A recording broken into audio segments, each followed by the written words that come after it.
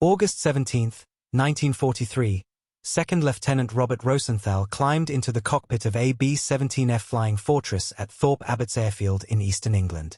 The bomber carried the name Royal Flush painted on her nose. Rosenthal was flying his fourth combat mission. He was 25 years old, a Brooklyn lawyer before the war, now a pilot with the 100th Bomb Group. 376 B-17s were launching that morning for the deepest penetration into Germany attempted by the 8th Air Force. The target for Rosenthal's group was Regensburg, 430 miles inside occupied Europe, home to a Messerschmitt aircraft factory producing one-third of Germany's single-engine fighters. No mission had ever gone that far without fighter escort. The bombardier in Rosenthal's nose compartment was Second Lieutenant Samuel Burk from Philadelphia. Burk crouched behind the Plexiglas greenhouse at the extreme front of the aircraft. His position gave him the best view of anything ahead. It also made him the most exposed man on the bomber. Between Burk and the German fighters that would soon attack head-on, there was nothing but half an inch of Plexiglas and a single hand-operated .50 caliber machine gun mounted on a crude pedestal welded to the airframe by mechanics at Thorpe Abbotts 3 weeks earlier. That gun was not supposed to be there. It violated Boeing's design specifications. It had never been approved by Army Air Forces headquarters.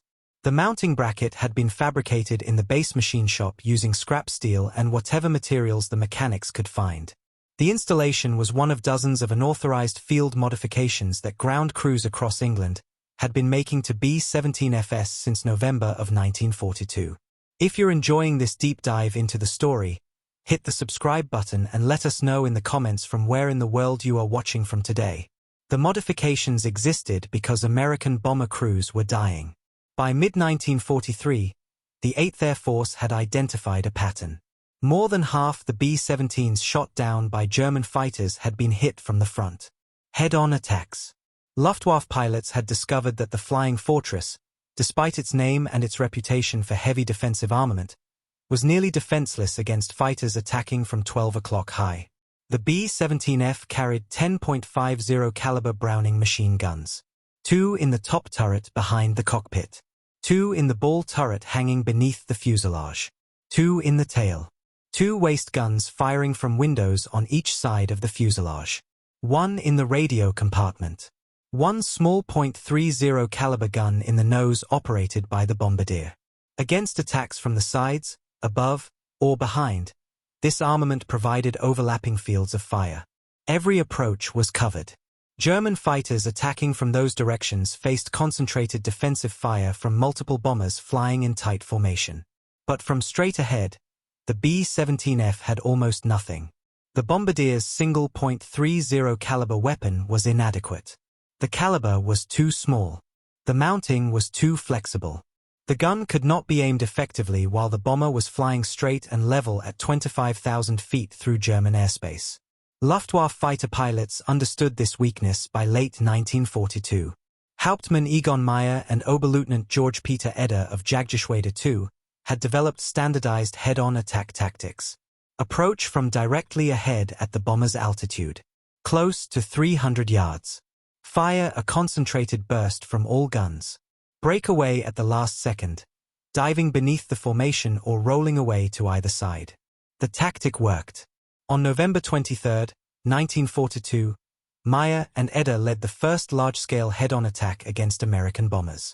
The results were immediate and devastating. B-17s went down. Pilots and bombardiers were killed in their cockpits. The Plexiglas nose shattered. Cannon shells tore through the forward fuselage. There was no armor plate protecting the men in the nose.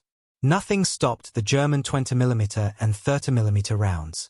The 8th Air Force recognized the problem. Intelligence reports documented the new German tactics. After-action reports from surviving crews confirmed the vulnerability. Studies analyzed the combat losses.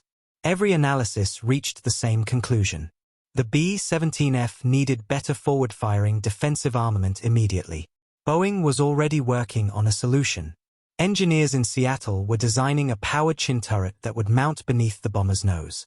Twin .50 caliber guns operated remotely by the bombardier. Electrically controlled traverse and elevation. Full forward coverage. The design was sound. Production plans were being finalized. The first B-17G models with factory-installed chin turrets would begin reaching England in summer of 1943. But summer of 1943 was months away. The bombers were flying now. The missions were happening now. Crews were dying now. Ground mechanics at air bases across England decided they could not wait for Boeing to solve the problem. Staff Sergeant George Green was an armourer with the 306th Bomb Group at Thurley Airfield. He was 22 years old, from Pennsylvania, trained in aircraft weapons maintenance at Lowry Field in Colorado. Green had watched B-17Fs return from missions with their nose sections shot to pieces. He had seen the damage patterns. He had listened to crews describe the attacks. He understood exactly what was wrong. The bombardier needed a real weapon up front. Not the inadequate .30 caliber gun. A proper Browning M2.50 caliber machine gun. The same weapon mounted everywhere else on the B-17. 750 rounds per minute cyclic rate. Effective range of 3,500 feet. Enough hitting power to damage or destroy a German fighter if the bombardier could get rounds on target. The problem was mounting the weapon. The .50 caliber Browning weighed 64 pounds. It generated significant recoil. The nose compartment was not designed to handle that weight or that force. The Plexiglas was strong enough to withstand air pressure differential at altitude, but it was not structural. Mounting a heavy weapon required solid attachment points to the airframe. Green went to the base machine shop. He brought Technical Sergeant Francis Marcellonis, the lead sheet metal worker. Together they examined a B-17F on the hardstand. They measured the nose structure. They identified potential mounting points. They sketched designs. The solution they developed was crude but functional. Weld a steel pedestal to the bomber's structural frame forward of the bombardier station. Mount a standard K5 gun mount on top of the pedestal. The K5 was a swivel mount designed for flexible .50 caliber installations. It would let the bombardier traverse the gun left and right, elevate and depress it to track attacking fighters. The gun would fire through one of the existing Plexiglas panels. No major structural modifications required. No cutting new holes in the airframe. Just remove one panel, install a smaller panel with a gun port, mount the weapon behind it. Marcellonis fabricated the pedestal in the sheet metal shop. He used 1/4-inch steel plate for the base. Welded vertical supports to the mounting surface. Attached the K5 swivel mount on top. The entire assembly was crude, heavy, ugly. It looked like something built in a garage. It was something built in a garage, essentially. But it was solid. The welds were good. The structure would hold. Installation took a week. Marcellonis and Green worked on one B-17F between other maintenance tasks. They ran back and forth from the aircraft to the shop, taking measurements, fitting parts, adjusting dimensions. Nothing was standardized. Every piece had to be custom fabricated for that specific bomber. When they finished, the 306th Bomb Group had one B-17F with a single .50 caliber nose gun. The weapon gave the bombardier real defensive capability against head-on attacks. Not perfect. Not ideal. But dramatically better than the .30 caliber weapon. Better than nothing. Other mechanics saw what Green and Marcellonis had done. Word spread through the maintenance crews at Thurley. If one bomber could be modified, others could too. The work began spreading. Within weeks, multiple B-17Fs at Thurley had nose guns. Different mechanics made different modifications. Some mounted the gun in the center of the nose. Others offset it to one side. Some cut new gun ports. Others fired through existing window panels. The modifications spread to other bomb groups. Mechanics at Basingbourn Airfield modified their bombers. Mechanics at Ridgewell did the same. At Molesworth. At Grafton Underwood. Each base developed slightly different solutions. Each group of mechanics improvised with whatever materials they had available. Some bases went further. Instead of one nose gun, they installed two cheek guns, mounted on either side of the forward fuselage. The guns fired through small Plexiglas blisters built out from the fuselage. One gunner on the left, one on the right. The navigator operated one gun. The bombardier operated the other. The installations were not elegant. Ammunition boxes sat on the floor of the nose compartment, connected to the guns by fabric belts. Spent shell casings ejected into collection bags or just dropped on the floor. The bombardier and navigator had to work around the guns, the ammunition, the mounting brackets. Everything was cramped. Everything was awkward. But it worked. Bombardiers and navigators who had been helpless against head-on attacks now had weapons that could fight back. The .50 caliber rounds could damage German fighters. Not every time. Not at long range. But at close range, if the bombardier or navigator could track the attacking fighter and get rounds on target, the Germans had to respect the fire. The Luftwaffe noticed. By early 1943, German fighter pilots reported that some American bombers were shooting back during head-on attacks.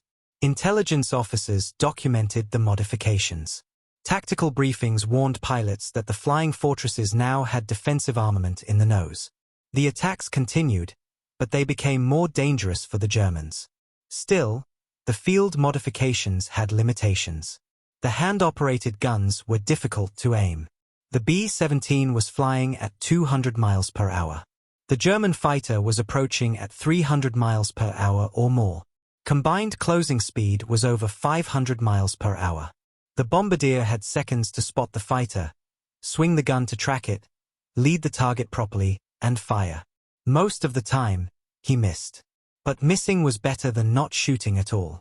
The psychological effect mattered. German pilots who had grown accustomed to unopposed head-on attacks now faced defensive fire. Even inaccurate fire forced them to be more cautious. More caution meant less time on target. Less time on target meant fewer hits on the bomber. American bomber losses from head-on attacks decreased slightly through early 1943. Not dramatically. The Germans were still shooting down B-17s. But the trend was measurable. Bombardiers and navigators operating the improvised nose guns felt less helpless. They had tools to fight with. The 8th Air Force Service Command officially recognized the field modifications in May of 1943. Instead of ordering the unauthorized installations removed, headquarters issued a nose gun installation kit. Standard specifications. Approved mounting procedures. Official parts. The kit formalized what mechanics had been doing unofficially for months. But the kit arrived slowly. Production was limited. Distribution took time. Many bomb groups continued using their own field-expedient solutions well into summer of 1943. Some never received the official kits. They kept flying with whatever their mechanics had welded together. By mid-1943, nearly every B-17F in England had some form of nose armament beyond the original .30 caliber gun. Some had a single center-mounted .50 caliber gun. Some had twin-cheek guns. Some had both. The specific configuration varied by bomb group, by base, sometimes by individual aircraft. There was no standardization. Just mechanics solving problems with whatever worked. Staff Sergeant George Green and Technical Sergeant Francis Marcellonis received Legion of Merit medals for their work developing the nose gun mount.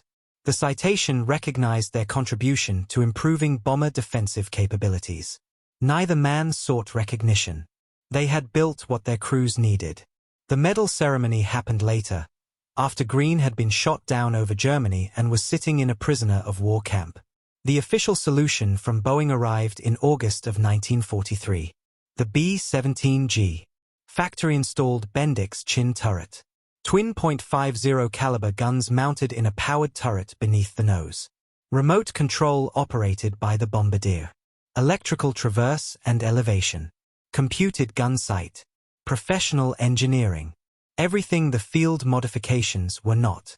The first B-17GS reached England in September. The 306th Bomb Group received theirs on September 19th. The 91st Bomb Group got theirs the same week. Other groups followed.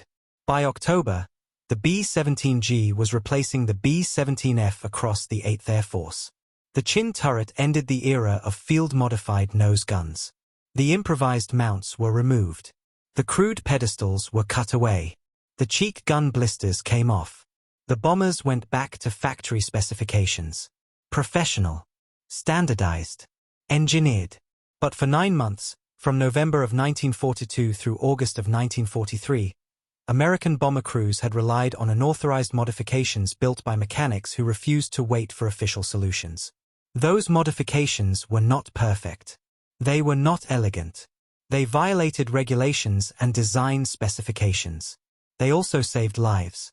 On the morning of August 17, 1943, Samuel Burk settled into the bombardier's position in the nose of Royal Flush. The pedestal-mounted .50 caliber gun stood to his right. Crude steel welding. No paint. Just bare metal and function.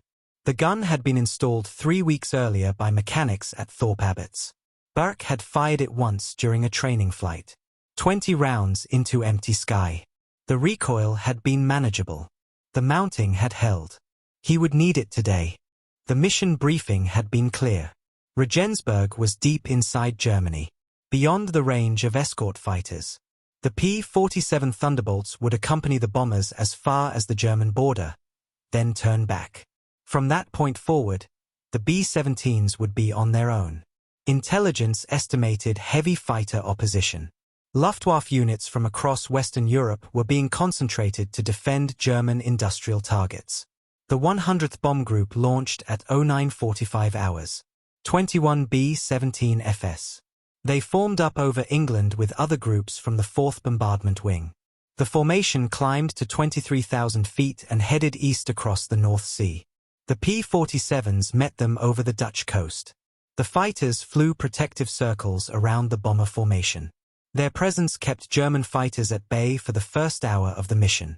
But at the German border, the P-47s waggled their wings and turned back. Their fuel was running low. They could not go farther. The bombers continued east. Alone. The first German fighters appeared at 10:30 hours. Focke-Wulf 190s and Messerschmitt 109s. They circled the formation at a distance, staying outside effective range of the defensive guns.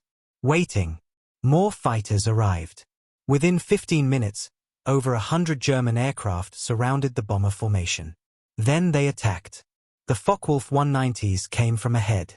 6 aircraft in a loose line. They approached at bomber altitude, slightly high. Distance closed rapidly. 12 o'clock high. The standard head-on attack profile that Egon Meyer had developed. Burk saw them coming. He swung his .50 caliber gun to track the lead fighter. The gun was heavy. The mounting was stiff. He had to use both hands to traverse it. The fighter was growing larger in his sight picture. 800 yards. 700. 600. He opened fire. The Browning roared. Recoil hammered through the mounting into the airframe. Spent casings ejected into the collection bag hanging from the gun's receiver. Tracer rounds arced out toward the attacking fighter. Most missed. A few passed close. The German pilot held his course. 500 yards. 400. The Focke-Wulf's nose lit up with muzzle flashes. 20mm cannon fire. 30mm rounds. The German was shooting back. Burk kept firing. Short bursts. 3 to 5 rounds. Release the trigger. Track. Fire again. At 300 yards, the German broke away. He rolled inverted and dove beneath the formation. Burk did not know if he had scored hits. The fighter had broken off. That was enough. 5 more Focke-Wulfs came through. Burk engaged each one. Fired until they broke away or passed out of his firing arc. The top turret gunner was also shooting. The waist gunners were firing at fighters attacking from the sides. The ball turret engaged targets below. The entire bomber shook with the vibration of multiple guns firing simultaneously. The first B-17 went down at 10:40 hours. A bomber from the lead squadron. Direct hit from head-on attack. The cockpit shattered. The bomber nosed over and fell out of formation. No parachutes. Another bomber took hits in the number 3 engine. Fire spread along the wing. The crew bailed out. Burk counted 7 parachutes before the bomber exploded. The attacks continued for 90 minutes. Wave after wave of German fighters. The Luftwaffe was throwing everything available at the formation. 2-engine night fighters joined the attack, armed with heavy cannons. Some approached from the front. Others attacked from the sides. A few came from below, targeting the vulnerable belly where the ball turret's field of fire was limited. Burk fired until his first ammunition box was empty. 100 rounds gone. He grabbed a fresh box from the floor, connected the belt, charged the gun, fired again. The navigator, Second Lieutenant James Douglas, was also shooting. He had a cheek gun mounted on the left side of the nose. Field modification, like Burke's center gun. Douglas fired at fighters attacking from the left quarter. Together, they provided overlapping coverage of the forward hemisphere. By 11:30 hours, the German fighters began to withdraw. Not because they had run out of targets. Because they had run out of fuel and ammunition. The attacks had been so intense, so sustained, that the Luftwaffe fighters had expended their combat loads. The formation pressed on toward Regensburg. 16 bombers from the 100th Bomb Group remained. 5 had been shot down. The survivors were all damaged. Royal Flush had taken hits in the wings and fuselage. 2 engines were running rough. The hydraulic system was leaking. But the bomber was still flying. They reached Regensburg at 12:15 hours. The Messerschmitt factory was visible below. Clear weather. Perfect bombing conditions. The formation made its run. Bomb bay doors opened. Bombardiers synchronized their northern bomb sights. The lead bombardier released. Every other bomber in the formation released simultaneously. 400 tons of high explosive and incendiary bombs fell on the target. The factory complex disappeared beneath a carpet of explosions and fire. Burke watched the results through his bomb sight. Direct hits on assembly buildings. Secondary explosions from fuel and ammunition stores. Heavy black smoke rising to 10,000 feet. Then the formation turned south. Instead of flying back across Germany and facing the Luftwaffe fighters again, the mission plan called for the bombers to continue south across the Alps into North Africa. Land at bases in Algeria. Refuel and rearm. Return to England later. The flight to North Africa took 4 more hours. German fighters harassed the formation through southern Germany and Austria. Italian fighters made half-hearted attacks over the Alps. But the intensity was nothing like the inbound flight. The Luftwaffe had shot its bolt during the morning attacks. Royal Flush landed at Telagma airfield in Algeria at 16:40 hours. 11 hours after takeoff from England. Burke climbed out of the nose compartment. His ears were ringing from the gun noise. His hands were cramped from gripping the gun's handles. His face was cut from plexiglas fragments that had peppered the nose when German cannon shells had struck the bomber's forward fuselage. Ground crews at Telagma examined the damage. Royal Flush had over 200 holes. Most were from cannon fragments and machine gun rounds. Several were large enough to put a fist through. The No. 3 engine was barely running. The No. 4 engine had taken shrapnel in the cowling. The hydraulics were shot out.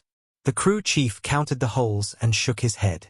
He said the bomber needed extensive repairs before it could fly again. Possibly too extensive to do in North Africa.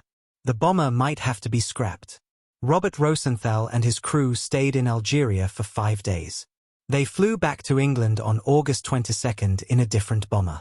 Royal Flush remained in North Africa. She was eventually repaired and returned to service, but not with Rosenthal's crew. The Regensburg mission had cost the 4th Bombardment Wing 24 B-17s destroyed. Out of 146 bombers that crossed into Germany. 16% losses. Among the 100th Bomb Group, the losses were worse. 5 out of 21. Nearly 24%. A second force had attacked Schweinfurt the same day. That mission lost 36 bombers. Combined losses, 60 B-17s. 600 crewmen killed, wounded, or captured in a single day. The casualties were unsustainable. The 8th Air Force could not continue deep penetration missions at that loss rate. The bomber crews called the mission Black Thursday, though it had actually occurred on a Tuesday. The name stuck regardless of the calendar. 2 months later, on October 14, 1943, the 8th Air Force returned to Schweinfurt. 291 B-17s launched. By the time the mission ended, 60 bombers had been shot down. 21% losses. Another 17 were so badly damaged they never flew again. Nearly 140 bombers lost in exchange for damage to the ball bearing plants at Schweinfurt. After Schweinfurt, the 8th Air Force suspended deep penetration missions into Germany. The losses were too high. The defensive armament on the B-17, even with the field-modified nose guns, was not adequate to protect the bombers against determined fighter attack. The combat box formation provided mutual defensive fire, but it was not enough. The solution arrived in two parts. First, the B-17G with its factory-installed chin turret. The powered turret provided real forward defensive capability. Twin .50 caliber guns. Remote operation. Computed gunsight. The bombardier could engage attacking fighters more effectively than with the hand-operated field modifications. Second, long-range escort fighters. The P-51 Mustang arrived in England in December of 1943. With drop tanks, the Mustang could escort bombers all the way to Berlin and back. The fighters could engage German interceptors before they reached the bomber formations. They could break up attacks. They could pursue damaged German fighters back to their bases. By February of 1944, the 8th Air Force resumed deep penetration missions. But now the bombers had chin turrets and the fighters had P-51 escorts. The combination changed the dynamic of the air war over Europe. If you find this story engaging, please take a moment to subscribe and enable notifications. It helps us continue producing in-depth content like this.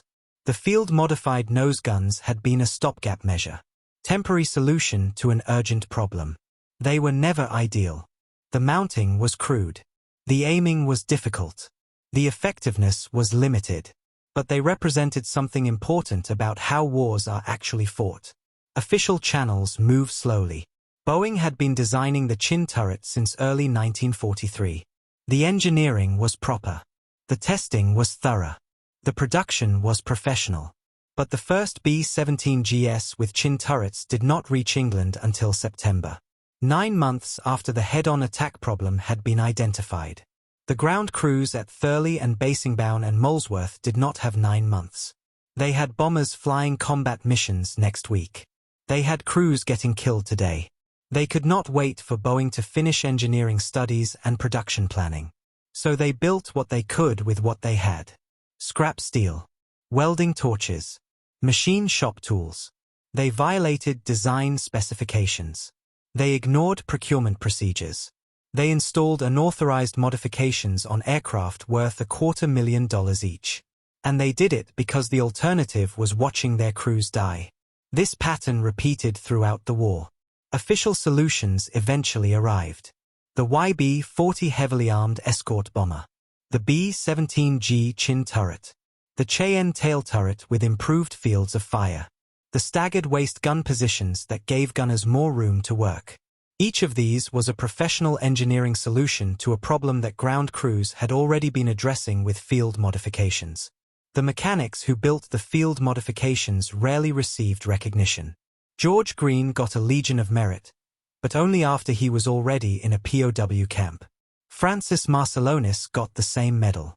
A few other mechanics at other bases received Bronze Stars for their work. But most of the men who welded gun mounts and fabricated ammunition boxes and installed cheek guns worked in anonymity.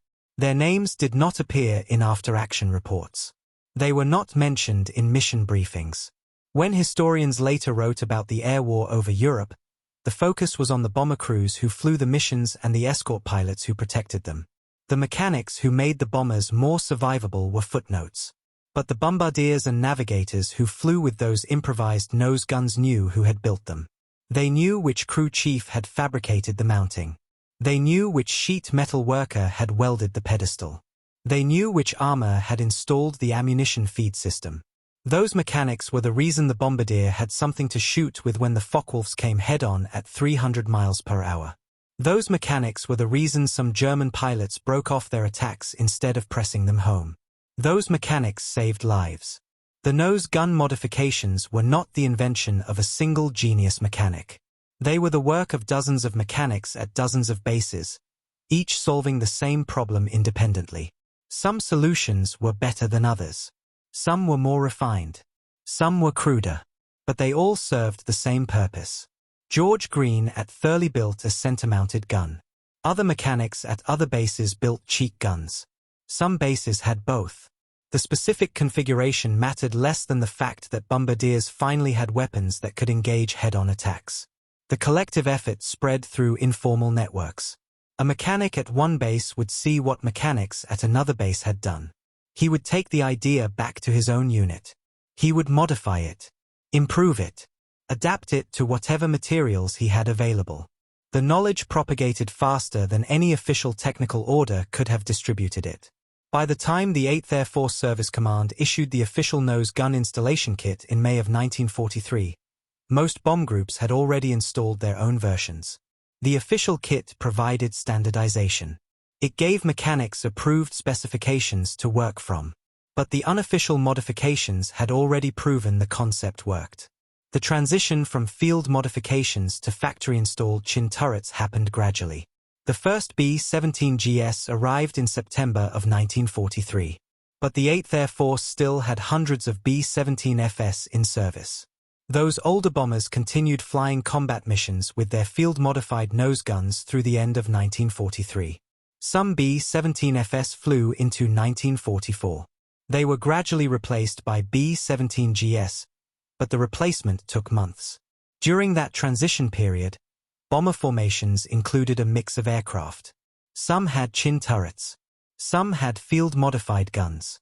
Some had both the chin turret and retained their cheek guns for additional coverage. The effectiveness of the nose guns, whether field-modified or factory-installed, remained difficult to measure. Aerial gunnery claims were notoriously unreliable. A bombardier who fired at an attacking fighter and saw smoke or pieces fly off would claim a probable kill. Multiple gunners from different bombers might claim the same fighter. Post-war analysis of German records showed that actual German fighter losses were far lower than American gunner claims suggested. The gunners were not lying. They were reporting what they saw under chaotic combat conditions. But seeing a fighter smoking did not mean it was destroyed. Many damaged fighters made it back to base. What mattered more than kill claims was deterrence. A German pilot approaching head-on knew he was being shot at.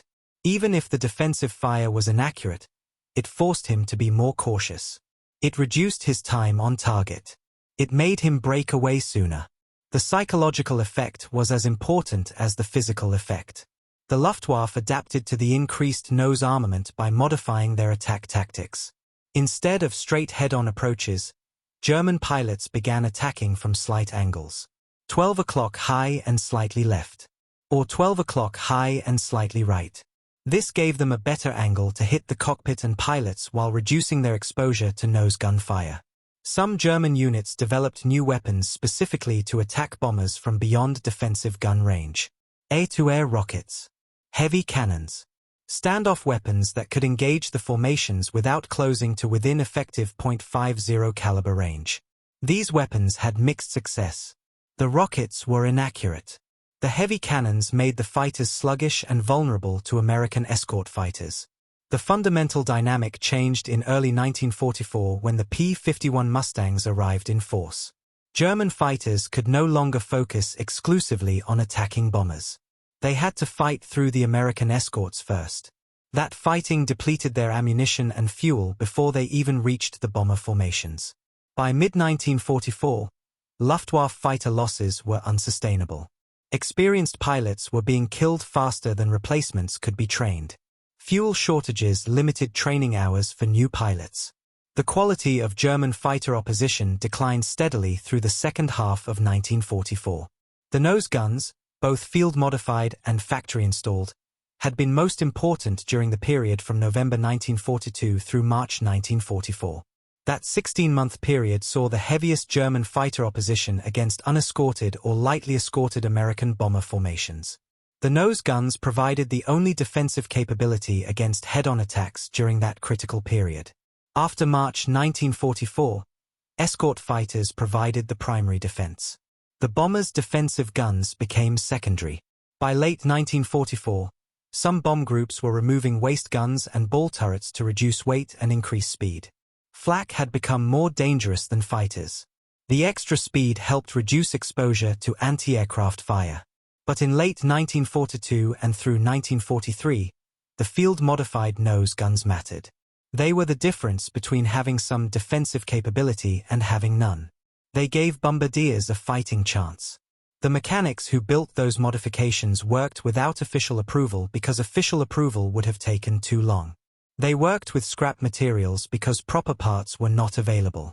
They violated regulations because following regulations meant their crews would die. That pragmatic approach to problem-solving characterized much of American combat effectiveness in World War II. The United States did not always have the best equipment. German tanks were often superior to American tanks. German aircraft had some performance advantages. German infantry weapons were sophisticated. But American forces adapted faster. They identified problems quickly. They developed solutions using available resources. They implemented changes without waiting for approval from higher headquarters. That flexibility, that willingness to improvise and modify and violate regulations when necessary, compensated for deficiencies in equipment design. The B-17 nose gun story illustrated this pattern perfectly. The aircraft manufacturer had designed a bomber with inadequate forward defensive armament. The Army Air Forces had accepted that design and put it into service. Combat revealed the deficiency. Official channels began developing a solution.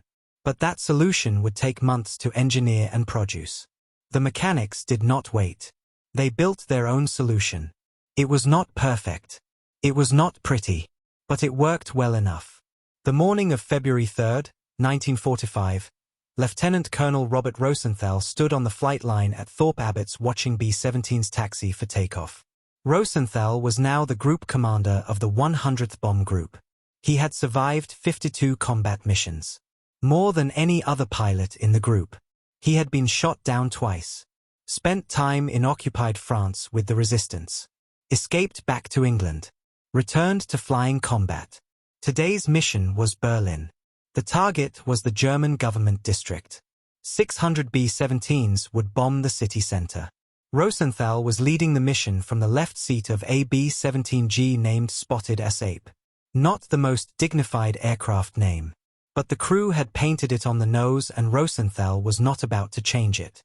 The B-17G was a different aircraft from the B-17F he had flown to Regensburg 18 months earlier. The chin turret beneath the nose made the most visible difference. Twin .50 caliber guns in a powered Bendix turret. The bombardier operated it with a control handle and computed sight. Electrical motors traversed the turret smoothly through its full arc. The guns could track targets precisely while the bomber flew straight and level. The cheek guns were gone. The crude pedestal mounts were gone. The ammunition boxes on the floor were gone. Everything was factory standard. Professional. Engineered. The bombardier's station was cleaner. More organized. Easier to work in. Rosenthal climbed into the cockpit. The co-pilot was already running through the checklist. Flight engineer was checking engine temperatures. Radio operator was testing communications. The crew had flown together for months. Everyone knew their job. The formation launched at 0900 hours. They climbed to 26,000 feet over England. The bomber stream stretched for miles. 600 fortresses in tight combat boxes. Each group stacked in altitude and position to provide mutual defensive coverage. P-51 Mustangs joined them over the North Sea. The fighters flew protective sweeps ahead of the bombers, weaving back and forth, looking for German interceptors. The Mustangs were painted in recognition markings, checkerboards, stripes, bright colors so bomber gunners would not mistake them for German fighters. The bomber stream crossed into Germany at 10:15 hours. No fighter opposition. The Mustangs had swept the area clean. Any German fighters that had attempted to intercept had been engaged by the escorts before reaching the bombers. Flak appeared over the target.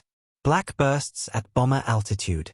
The German anti-aircraft batteries concentrated hundreds of guns around Berlin. They fired pre-calculated barrages. Curtains of explosions that the bombers had to fly through. No way to avoid it. No way to evade. Just fly straight and level through the bomb run and hope nothing hit. Spotted Ape shuddered as flak bursts exploded nearby. Fragments rattled against the fuselage. One burst close enough that Rosenthal felt the concussion through the airframe. But no direct hits. The bomber held formation. The bombardier called out the approach. 10 miles to target. 5 miles. Initial point. The Norden bombsight was locked on. The autopilot was engaged. The bombardier was flying the aircraft now through the bombsight. Rosenthal just maintained altitude and airspeed. Bomb bay doors opened. The bomb load was 4,200 pounds. 12 500-pound general-purpose bombs. The lead bombardier synchronized his sight. The formation would drop on his signal. All bombers releasing simultaneously to saturate the target area. The lead bombardier released. Every bombardier in the formation pressed his release button. 500 tons of high explosive fell on Berlin. The bombs took 30 seconds to reach the ground from 26,000 feet.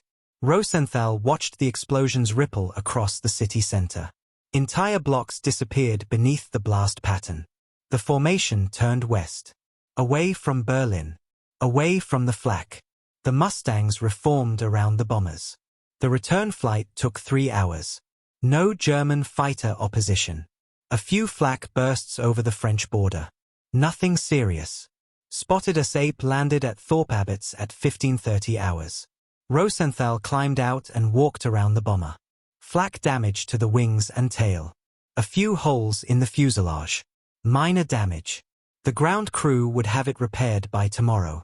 This mission had been nothing like Regensburg. No sustained fighter attacks. No 90-minute running battle with the Luftwaffe. No bombers falling out of formation in flames.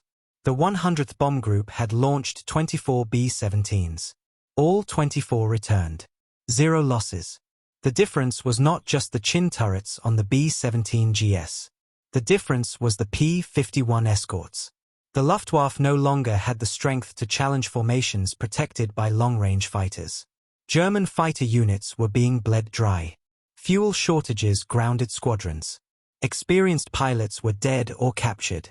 Replacement pilots had inadequate training. By February of 1945, the air war over Germany was effectively over. The 8th Air Force could strike any target in Germany with acceptable losses. The Luftwaffe could harass. They could launch limited attacks. But they could not stop the bomber offensive. The nose guns that had been so critical in 1943 were now almost irrelevant. Bombardiers rarely fired the chin turret. There were no targets to shoot at. The German fighters were either shot down by the escorts or stayed away entirely. Some combat wings removed armament to increase bomb load. Waist guns came out. Ball turrets were deleted. Radio compartment guns were removed. Even some chin turrets were locked in place and not used. The weight savings allowed bombers to carry more bombs or more fuel. The field-modified nose guns that George Green and Francis Marcellonis had built at Thurley in early 1943 were long gone. Removed when the B-17GS arrived. Scrapped or stored. The pedestals cut away. The mounting holes patched. The bombers returned to factory specifications. But those modifications had mattered when they were needed. During the darkest period of the bomber offensive. When crews were taking 20 to 30% losses on deep penetration missions. When head-on attacks were killing bombardiers and pilots. When the Luftwaffe owned the sky over Germany. The mechanics who built those modifications had not waited for approval. They had not submitted engineering change proposals. They had not requested authorization from headquarters. They had just built what their crews needed with whatever materials they could find. That initiative saved lives. Not dramatically. Not in a way that could be easily quantified. But incrementally. A few % improvement in survival rates. A slightly better chance of coming home. Over hundreds of missions, those small improvements added up. The 8th Air Force flew its last combat mission on April 25, 1945. Germany surrendered on May 8. The bomber offensive was over. The B-17s began returning to the United States or were scrapped in England. Tens of thousands of aircraft that had cost billions of dollars to build were now surplus. The mechanics who had modified those bombers went home. Most returned to civilian life. They found jobs in factories or shops or construction. They used the same skills they had used during the war. Welding. sheet metal work, machine tool operation. But now they built cars instead of gun mounts. They fabricated commercial products instead of weapon pedestals. George Green returned to Pennsylvania. He worked in manufacturing for decades. He rarely talked about his wartime service. When asked, he would say he worked on bombers in England. That was all. The Legion of Merit sat in a drawer. The citation was filed somewhere. It was not something he displayed. Francis Marcellonis also went home, back to civilian life. The sheet metal skills that had built gun mounts during the war found application in peacetime industry. He built things. He fixed things. He moved on. Neither man sought publicity for their work.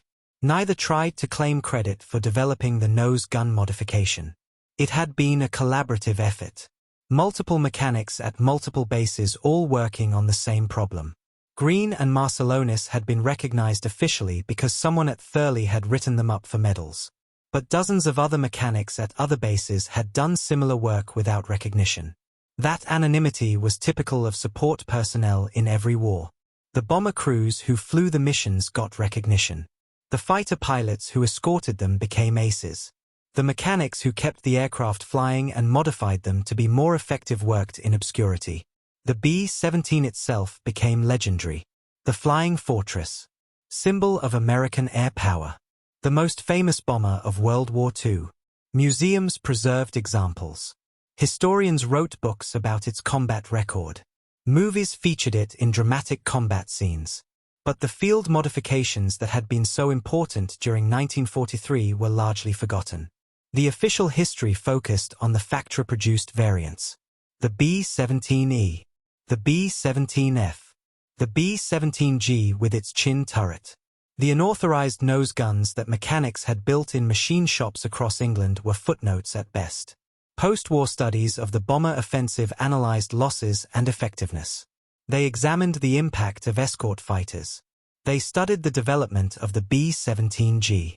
They calculated bomb tonnage and target destruction. They produced detailed statistical analyses of the air campaign. Few of those studies mentioned the field-modified nose guns.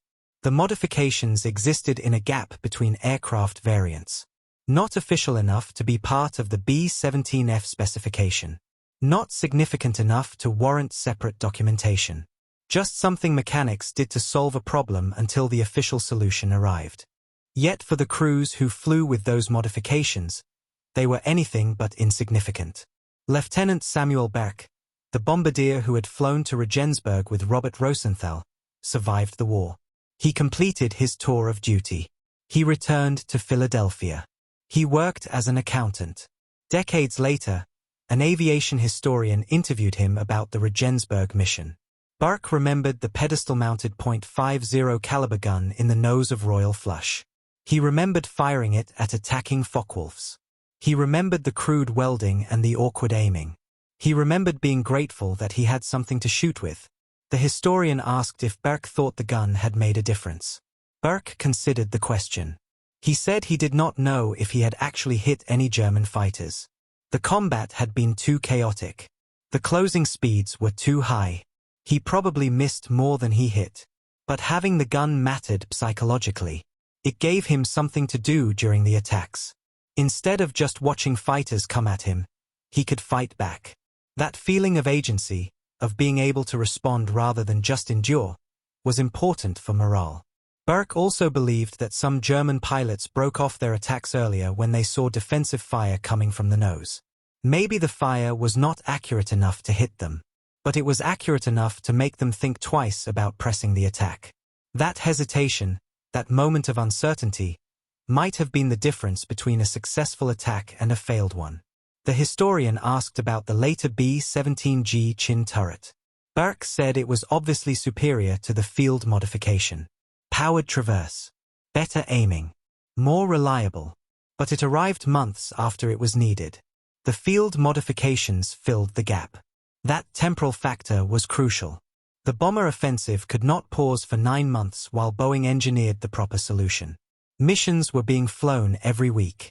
Losses were accumulating. Something had to be done immediately. The mechanics understood this urgency in a way that headquarters staff and aircraft designers did not. The mechanics worked on the flight line.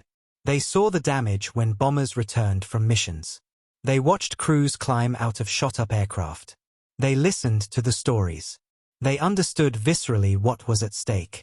That direct connection to the problem drove them to act without authorization. They did not ask permission because they knew permission would take too long. They did not wait for approved parts because approved parts did not exist. They used what they had and built what they could. This pattern of field modification and unauthorized innovation appeared throughout military history. Soldiers and sailors and airmen identifying problems and developing solutions faster than official channels could respond. Sometimes those solutions were crude. Sometimes they were dangerous. But they represented initiative and adaptability that formal procurement systems could never match. The military establishment has always been ambivalent about this kind of innovation. On one hand, it demonstrates exactly the kind of initiative and problem-solving that good militaries want to encourage. On the other hand, it undermines standardization and quality control and central authority. The 8th Air Force's response to the nose gun modifications reflected this ambivalence. Headquarters did not order the modifications removed. They recognized that the modifications served a real purpose. But they also moved to standardize them as quickly as possible with the official installation kit. Then they replaced them entirely with the engineered solution of the B-17G chin turret. That progression from field modification to standardized kit to factory solution represented the normal path of military innovation. Identify problem in combat. Develop quick fix in the field. Formalize the fix with approved procedures. Design permanent solution. Implement permanent solution in production. The process worked. But it worked slowly. 9 months from problem identification to factory solution. During those 9 months, hundreds of combat missions were flown. Thousands of sorties. Tens of thousands of individual bomber flights into German airspace. The mechanics who built the field modifications ensured that those missions were slightly less dangerous than they would have been otherwise. Not safe. There was no such thing as a safe bombing mission over Germany in 1943. But marginally less dangerous. A few percentage points better survival rate. Over the course of the war, the 8th Air Force lost 4,735 B-17s in combat. Another 863 were damaged beyond repair. More than half the aircraft produced. The loss rate was staggering. How many of those losses might have been prevented if the B-17G had been available from the beginning? Impossible to say. The aircraft that were lost to head-on attacks in late 1942 and early 1943 might have survived with chin turrets. Or they might have been lost to other causes. Flak. Mechanical failure. Mid-air collisions. What can be said is that the field-modified nose guns provided some defensive capability during the period when it was most needed. They were not perfect. They were not optimal. But they were better than nothing. And nothing was the alternative if mechanics had waited for official solutions. Up next, you've got 2 more standout stories right on your screen. If this one hits the mark, you won't want to pass these up. Just click and check them out. And don't forget to like, subscribe and turn on the notification bell, so you don't miss any upload from us.